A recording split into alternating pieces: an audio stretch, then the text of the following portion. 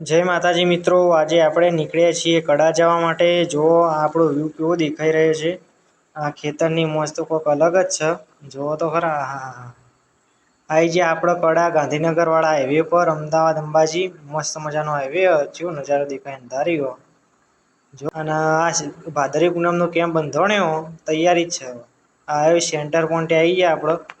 જો સરસ મજાનું વ્યૂ લોકેશન ફોટા પાડવા માટેનું। તમે કદાચ આવો કડા બાજુ તો અહીંથી જ નીકળી જજો।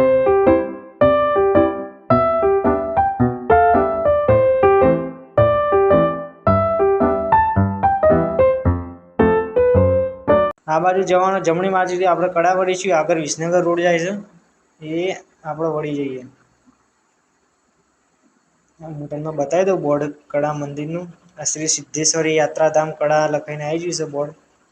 અહીંથી સીધા કડા એન્ટર થઈશું આપણો, નવા જઈશું કડા। જો કેવો મસ્ત રોડ દેખાય વળાંક।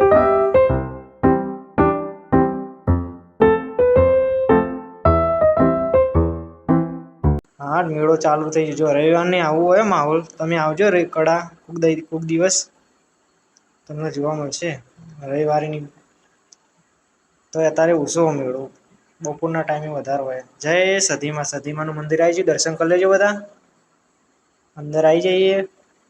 આ જૂનું મંદિર, પૌરાણિક પ્રાચીન મંદિર આવી રહ્યો। મૂર્તિના દર્શન કરી લો। પેલા મંદિરમાં તો મેળ આવ્યો નહીં, પણ આ જૂના મંદિરમાં તમે દર્શન કરી લો। જય સધીમા। આજે જૂનું મંદિર જે વીરભણ રાવળ લાવ્યા તે સતી માતાનું મંદિર, એની મૂર્તિ। આ બહારથી નજારો આવો દેખાય મંદિર આગળ, જુઓ તમે। હવે આપણી નીકળી જઈએ ઘેર, બસ જાય ગવર્મેન્ટ।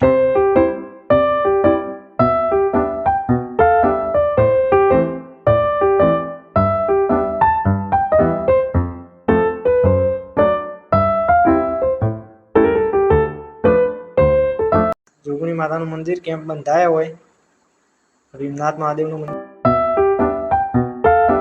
આટલો બ્લોગ કરીએ છીએ પૂરો। જય માતાજી, આવજો, નવા બ્લોગમાં મળીશું।